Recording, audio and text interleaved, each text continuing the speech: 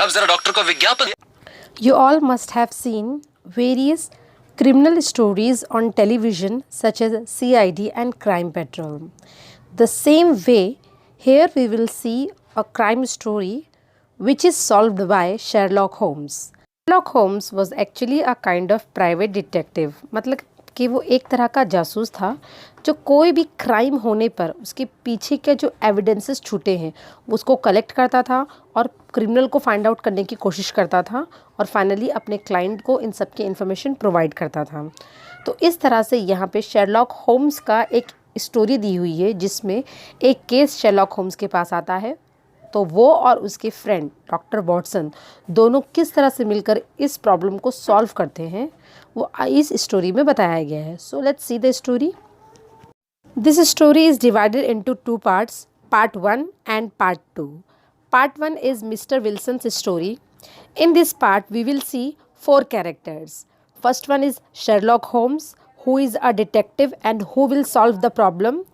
Next is his friend, Sherlock Holmes' friend, Dr. Watson. Third one is Mr. Wilson. Full name is Mr. Jabez Wilson. He is facing the problem and is coming to Sherlock Holmes' house. Next is Jabez Wilson's assistant, who is Vincent Spaulding. So in this story we will see total 4 characters in the first part, that is Sherlock Holmes, Dr. Watson, Jabez Wilson and Vincent Spaulding. So let's begin with the story. Mr. Wilson's story. When I called upon my friend Mr. Sherlock Holmes, he was conversing with a visitor who was an elderly man with fiery red hair. Holmes introduced me to the visitor, Mr. Jabez Wilson. He was a pawnbroker. Holmes asked him to repeat his story for me. He began by showing us an advertisement in a newspaper. It read as follows: To the Red-Headed League.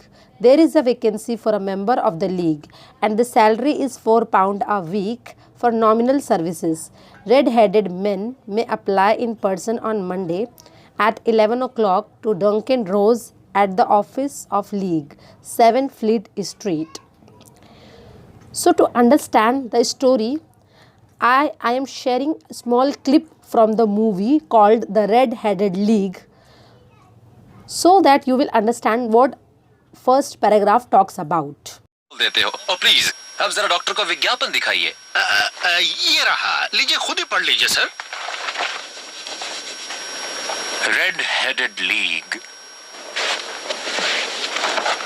Lebanon Pennsylvania USA के स्वर्गीय एज़ेकिया Hopkins ने ऐसी वसीयत छोड़ी है जिसके अनुसार league के सदस्यों को कुछ मामूली काम करने के बदले में हफ्ते में 4 पाउंड्स दिए जाएंगे। सभी 21 साल के ऊपर के स्वस्थ व्यक्ति जिनके बाल लाल हैं इसके सदस्य बन सकते हैं। इच्छुक व्यक्ति सोमवार को 11 बजे मिस्टर डंकन रॉस से लीग के ऑफिस में 7 पोप्स कोर्ट। इस क्लिप में हमें 3 पर्सन नज़र आते हैं। जो न्यूज़पेपर रीड कर रहा है वो पर्सन है डॉक्टर वॉटसन, जो कि ये पूरी स्टोरी हमें नरेट कर रहा है, पूरी स्टोरी बता रहा है। जैसे कि हमने पहले टेक्स्ट रीड किया था व्हेन आई एंटर्ड, तो यहाँ पे आई मतलब जो बात करने वाला है, जो पूरा इंसिडेंट बता रहा है, हमें सुना रहा है, वो है डॉक्टर वॉटसन जो शेरलॉक होम्स का फ्रेंड है और जो न्यूज़पेपर रीड कर रहा है यहाँ पर। उसके बाद एक और कैरेक्टर जो एजड मैन है जिनका बाल जो है वो रेड कलर का है, वो है जबेज विल्सन। थर्ड पर्सन जिन पर ये क्लिप एंड हो रहा है वो है शेरलॉक होम्स। शेरलॉक होम is the protagonist of this story, means वही मेन डिटेक्टिव हैं जो ये केस को सॉल्व करने वाले हैं। अब देखते हैं कि केस एक्चुअल में है क्या। स्टोरी को बता रहे हैं डॉक्टर वॉटसन, वो नरेट करें मतलब वो स्टोरी पूरी बता रहे हैं कि जैसे ही मैं एंटर हुआ शेरलॉक होम्स के घर पे, मैंने देखा कि एक एल्डरली मैन जिनके बाल रेड कलर के हैं वो न्यूज़पेपर के साथ बैठे हुए थे। शेरलॉक होम्स को वो अपनी स्टोरी पहले ही बता चुके थे, तो शेरलॉक ने एक बार फिर वो स्टोरी डॉक्टर वॉटसन के सामने बताने के लिए कहा। तो जिस पर वो इंसान जो है जबेज विल्सन, वो न्यूज़पेपर डॉक्टर वॉटसन को पकड़ाते हुए कहते हैं ये एडवर्टीज़मेंट को रीड करो, ये एडवर्टीज़मेंट में जो लिखा हुआ है। तो शेरलॉक होम्स के सामने डॉक्टर वॉटसन उस एडवर्टीज़मेंट को रीड करना शुरू करते हैं जिस पर लिखा हुआ होता है सो एडवर्टीजमेंट में एक रेड हेडेड लीग के बारे में लिखा होता है। रेड हेडेड लीग यानी लीग का मतलब होता है एन एसोसिएशन और a formal group of people, मतलब जहाँ लोगों का ग्रुप होता है कंपनी में या फिर कहीं भी काम करने के लिए। तो यहाँ पे रेड हेडेड लीग नाम का एक ऑफिस होता है, एक ऑर्गेनाइजेशन होता है, वहाँ पे वैकेंसी निकलती है। सैलरी होती है 4 पाउंड्स और उसके बाद मंडे तक का टाइम होता है अप्लाई करने के लिए 11 बजे का। डंकन रोज बॉस का नाम लिखा होता है उस एडवर्टीजमेंट में। और साथ ही में जो क्वालिफ़िकेशन चाहिए वो सिर्फ ये चाहिए होती है कि जो भी इंसान अप्लाई कर रहा है उसका बाल जो है वो रेड कलर का होना चाहिए। तो इस एडवर्टीजमेंट को पढ़ने के बाद डॉक्टर वॉटसन को और साथ ही साथ शर्लॉक होम्स को बहुत ही स्ट्रेंज लगता है, बहुत ही अजीब लगता है। ऐसा इसलिए क्योंकि यहाँ पे क्वालिफ़िकेशन रेड बाल, मतलब अगर आपके रेड हेयर है तो आपको जॉब मिल रही है उस बेसिस पे, इसीलिए इनको ये थोड़ा सा अजीब लगता है। फिर देखते हैं उसके बाद क्या होता है। ठीक है, तुम खड़े क्यों, बैठ जाओ। तो मिस्टर विल्सन, अब आप हमें अपनी पूरी कहानी बताइए साफ साफ लफ्जों में। देखिए जेंटलमैन, मैं सेक्स कोबर्ग स्ट्रीट पर साहूकारी का काम करता हूँ। मेरा बिजनेस बहुत बड़ा नहीं है, बस गुजारे लायक कमा लेता हूँ। पहले मेरे पास 2 असिस्टेंट हुआ करते थे, मगर अब तो बस एक ही है। सच कहूँ तो मेरे लिए उसे तनख्वाह देना भी बहुत भारी पड़ता, मगर वो काम सीखने के लिए आधी तनख्वाह पर ही राजी हो गया, करीब 2 महीने पहले। उस मददगार नौजवान का नाम क्या है? विंसेंट स्पोल्डिंग। वो इतना नौजवान भी नहीं है मिस्टर होम्स। उसकी उम्र बताना मुश्किल है, लेकिन उससे अच्छा असिस्टेंट मुझे कहीं नहीं मिलता। आप बहुत ही किस्मत वाले हैं जो आपको इतनी कम तनख्वाह पर एक असिस्टेंट मिल गया। मुझे तो आपके विज्ञापन जितना ही अनोखा और फायदेमंद लगता है। ओ, मगर उसमें कुछ कमियां भी हैं। So after reading the advertisement, Dr. Watson and Sherlock Holmes ask Mr. Wilson to tell them the entire story from beginning itself. So Mr. Wilson starts telling them story from beginning. Mister Wilson पहले अपनी story बताते हैं, उसके बाद फिर अपने problems को भी शेयर करते हैं। मिस्टर विल्सन बताते हैं कि विंसेंट स्पॉल्डिंग जो कि उनका असिस्टेंट है वही एडवर्टीजमेंट लेकर आया था और उसने मिस्टर विल्सन को फोर्स किया कि वो रेड हेडेड लीग का जो वैकेंसी है उसमें जॉब के लिए अप्लाई करें। और साथ ही स्पॉल्डिंग मिस्टर विल्सन को बताता है कि ये रेड हेडेड लीग जो है वो एज़ेकिया हॉपकिंस नाम के एक पर्सन ने बनाया था जो कि अब यूएसए में रहते हैं और वो रेड हेडेड लोगों की मदद करते हैं क्योंकि उनके खुद के बाल रेड थे, यानी कि वो ऐसे लोगों को जॉब देना चाहते हैं जिनके बाल रेड कलर के हों। इस तरह से वो रीज़न देता है स्पॉल्डिंग मिस्टर विल्सन के सामने और मिस्टर विल्सन को फोर्स करता है कि वो भी उनके साथ इंटरव्यू के लिए साथ एडवर्टीजमेंट में जो दिया हुआ एड्रेस वहाँ पर जाएगा। इस तरह से दोनों फ्लीट स्ट्रीट जो कि एड्रेस होता है एडवर्टीजमेंट में वहाँ पर पहुँच जाते हैं। वहाँ पर पहुँचने के बाद वो देखते हैं कि कई सारे रेड हेडेड पीपल जो है वो खड़े हैं। बहुत सारे ऐसे लोग इंटरव्यू के लिए खड़े हैं जिनके बाल रेड कलर के हैं। Mister Wilson thought that with so much of competition he would not get the job. Mister Wilson को ऐसा लगता है कि इतने सारे लोग जॉब के लिए आए हैं तो उनका चांस बहुत कम है जॉब मिलने का। He wanted to go back, वो घर जाना चाहते हैं, मगर स्पॉल्डिंग उन्हें पुश करता हुआ क्राउड से निकालता हुआ फाइनली मिस्टर विल्सन को ऑफिस तक पहुंचा देता है। इसके बाद क्या होता है, let's see in this clip. So इस तरह से मिस्टर विल्सन और उनका असिस्टेंट स्पॉल्डिंग जब इंटरव्यू देने के लिए जाते हैं तो क्या देखते हैं कि ऑलरेडी बहुत सारे रेड हेडेड लोग जो है वो इंटरव्यू के लिए खड़े हुए हैं और स्पॉल्डिंग मिस्टर विल्सन का हाथ पकड़ के उन्हें भीड़ में से निकालते हुए ऑफिस तक पहुंचा देता है।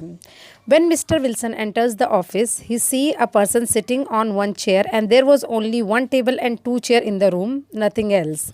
एक रूम में कुछ भी और नहीं होता है, सिर्फ 2 चेयर होती हैं और एक टेबल रखा होता है और एक पर्सन जो है वो चेयर पर बैठा होता है। पर्सन का नाम होता है डंकन रोज। डंकन रोज जो होता है वो रेड हेड लीग का जो बॉस होता है, यानी मेन पर्सन होता है जो अपॉइंट करता है लोगों को। तो वो यहाँ पे मिस्टर विल्सन को देखते ही जॉब ऑफर कर देता है। सिर्फ उनके रेड बालों को एक बार चेक करता है कि ये रियल है या फेक है, उसके बाद वो उन्हें तुरंत ही जॉब ऑफर कर देता है और जितने भी बाहर कैंडिडेट्स होते हैं उन्हें घर जाने के लिए कह दिया जाता है। तो दिस लुक्स वेरी स्ट्रेंज है। यहाँ पे बहुत अजीब लगता है कि सिर्फ रेड बाल होने के बेसिस पे कोई किसी को जॉब कैसे दे सकता है। ये बात शायद विल्सन के दिमाग में नहीं आ पाती because he is very simple man. So इस तरह से ऑफिस का जो boss Duncan Ross mister Wilson को इमीडिएटली अपॉइंट कर लेता है और उसके बाद उन्हें काम समझाना शुरू कर देता है। डंकन रोज एक्सप्लेन करता है मिस्टर विल्सन को कि ऑफिस में उनका जो काम होगा वो 10 AM to 2 PM तक रहेगा। अगर वो ऑफिस छोड़ के थोड़ी देर के लिए भी जाते हैं तो उन्हें ऑफिस से निकाल दिया जाएगा, उनकी जॉब जो है वो चली जाएगी अगर ऑफिस से वो थोड़े वक्त के लिए भी बाहर निकले। और स्पॉल्डिंग साथ में मिस्टर विल्सन को ये अश्योर करता है, इस बात का यकीन दिलाता है कि वो घर संभाल लेगा और उनका बिजनेस उनके एब्सेंस में देख लेगा। तो इस तरह से मिस्टर विल्सन जो है वो जॉब को एक्सेप्ट कर लेते हैं और पे डिसाइड होता है that he will be given 4 pounds a week, मतलब हफ्ते में उनको 4 पाउंड्स मिलने वाले हैं। Pounds is a currency of Europe, just like we have currency rupees, the same way European people have a currency pounds. So यहाँ पे 4 pounds decide होता है वीक के लिए। Then mister Wilson ask about the work. Mister Wilson काम के बारे में पूछते कि what is the work actually, what I have to do. Mister Wilson Duncan Ross से पूछते कि मुझे काम क्या करना है, मेरा काम क्या होगा, जिसका आंसर डंकन रोज इस तरह से देता है कि you have to copy out the encyclopedia Britannica. अब now what is encyclopedia? Encyclopedia is a book where meaning of different words are written in alphabetical order. जैसे हमारी डिक्शनरी होती है, उसमें क्या होता है, वर्ड्स लिखे होते हैं अल्फ़ाबेटिकल ऑर्डर में और उनका मीनिंग दिया होता है। तो वही इंसाइक्लोपीडिया भी होता है जिसमें मीनिंग्स दिए होते हैं डिफरेंट वर्ड्स के। तो मिस्टर विल्सन को सिर्फ काम ये होता है कि उन्हें इंसाइक्लोपीडिया के पेजेस को कॉपी करना है एक पेपर पे। So the pay was very good and the work was very light. सिर्फ मिस्टर विल्सन को क्या करना था, इंसाइक्लोपीडिया के डिफरेंट वर्ड्स को एक पेज पे कॉपी करना था। तो मिस्टर विल्सन को लगा कि ये वर्क तो बहुत ही ईजी है और पे भी अच्छा है। So Mr. Wilson accepted the job and began his work the next day. Next day से Mr. Wilson का काम शुरू हो गया। Mr. Duncan Rose was there in the office to see that Mr. Wilson did his work properly and did not leave the office. तो जो Duncan रोज जो boss था कंपनी का, रेड हेडेड लीग का, वो ऑफिस में आकर देखा करता था कि मिस्टर विल्सन अपना काम प्रॉपरली कर रहे हैं या नहीं कर रहे और वो कहीं ऑफिस छोड़कर तो नहीं जा रहे हैं। He told Mr. Wilson to start with the letter A. और वो मिस्टर विल्सन से कहता है कि आप ए लेटर से शुरू होने वाले वर्ड्स और उनके मीनिंग्स को कॉपी करो। Mister Wilson wrote diligently for 4 hours without leaving this place. तो मिस्टर विल्सन सिंसियरली, डिलीजेंटली यानी कि सिंसियरली 4 घंटों तक वो अपने जगह से हिले बगैर चीज़ों को कॉपी किया करते थे। जितने भी वर्ड्स एनसाइक्लोपीडिया में ए से शुरू होते हैं उसको वो कॉपी करते थे। Mister Ross would drop in from time to time to see that all was right with Mr. Wilson. Duncan Ross कभी कभार बीच बीच में आया करते थे और मिस्टर विल्सन के काम को देखा करते थे। At 2 o'clock he bade Mr. Wilson good day and locked the door of the office. और इस तरह से रोज़ 2 बजे के वक्त मिस्टर विल्सन जो है वो ऑफिस से बाहर निकलते थे, डंकन रोज वहाँ पे लॉक करके और फिर चले जाया करते थे अपने अपने रास्ते। This went on day after day, Mr. Holmes, said Mr. Wilson, and on Saturday I got my salary. It was the same next week and the same the week after. After a few days, Mr. Duncan Rose came in only once in a while and after a time he did not come in at all.